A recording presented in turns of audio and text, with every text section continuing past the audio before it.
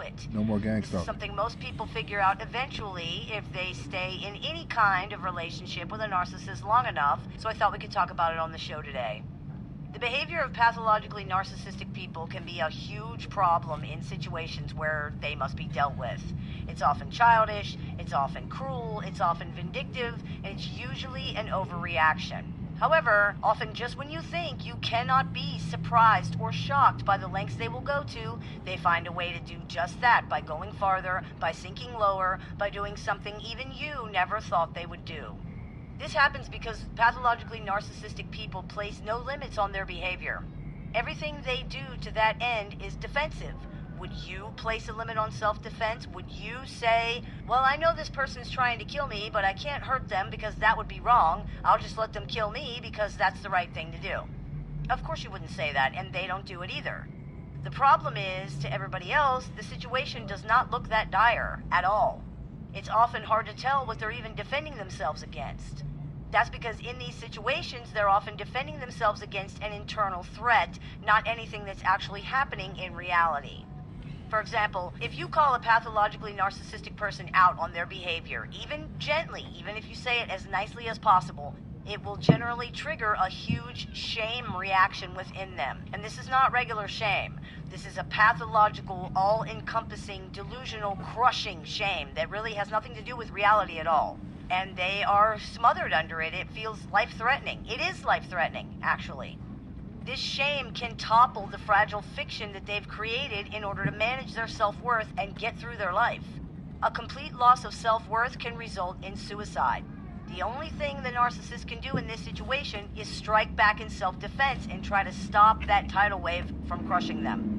They do this in a variety of different ways: raging, projection, gaslighting, blame shifting, accusing you of being the abuser or manipulative or of otherwise hurting them, being violent toward you, calling you crazy. It's all designed to stop that tidal wave of shame by deflecting the information somehow. If you're crazy, they don't have to believe you. If you're just being cruel and manipulative, then what you're saying is not true. It has nothing to do with you in reality. They aren't really trying to convince you of anything. They're trying to convince themselves. Convincing you or causing you to back off helps with that, but you are not the actual target of this behavior. It's a desperate scramble to convince themselves that they're not worthless. People who are unaware of this dynamic are often very confused and hurt by this behavior. They cannot understand why the narcissistic person believes these things or why they are taking things the way that they're taking them. They can't understand why the narcissist thinks these things about them. But the truth is, they don't, not really. It's all a reflection of how they feel about themselves. You're just a prop in this game.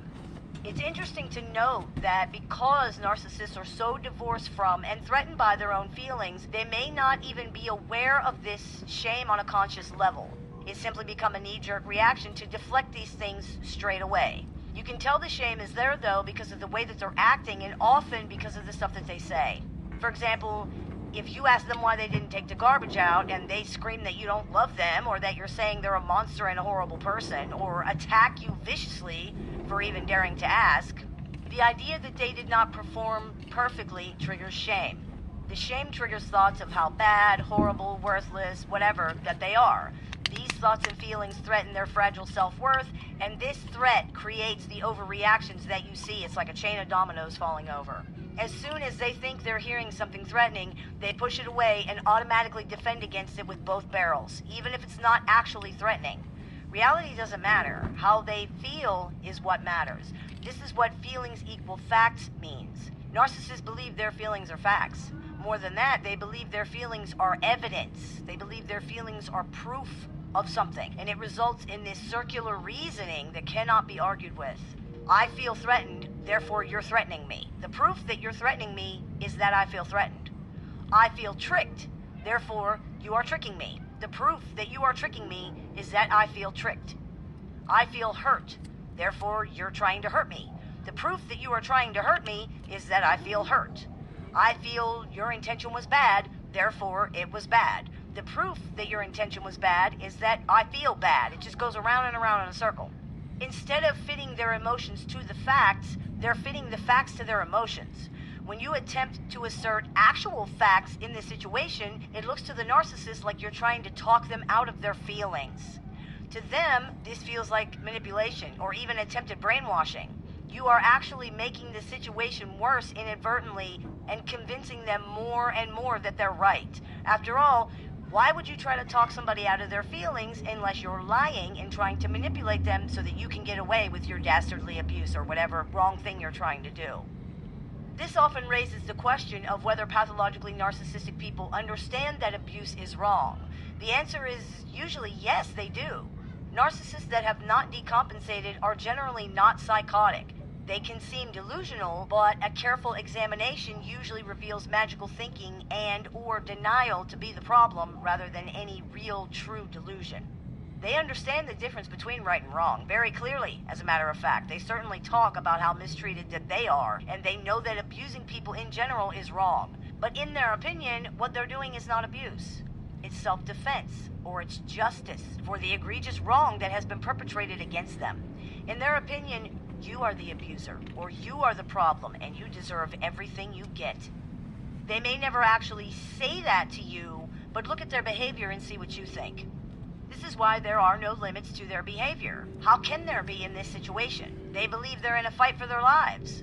If the threat is a family member, a spouse, a coworker, a friend, a man, a woman, a child, even their own child, it doesn't matter.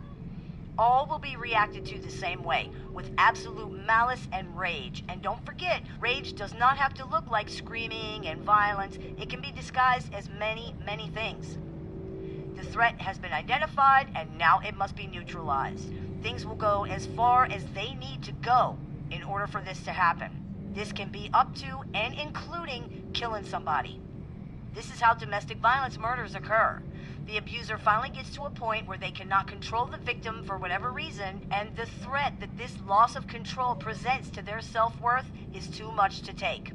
They kill the victim in a narcissistic rage and out of desperation to regain that control, and therefore regain the self-worth. Narcissistic rage is about shame, hurt, and fear. They would rather the victim be dead than be allowed to get away from their control because the threat to their ego and their self-worth is that big. Domestic violence is extremely narcissistic in nature, as a matter of fact, and the tragic murders that occur all too frequently are among the most narcissistic killings that there are. This includes all domestic and family violence, regardless of whether it involves adults or children. It's all narcissistic, and it all happens for the same reason. There's an old saying that a word to the wise is sufficient. This means that if someone is wise, they will not have to find out the hard way. Don't find out the hard way that narcissists have no limits. Too many people have been hurt already. What you already know is enough. Oh,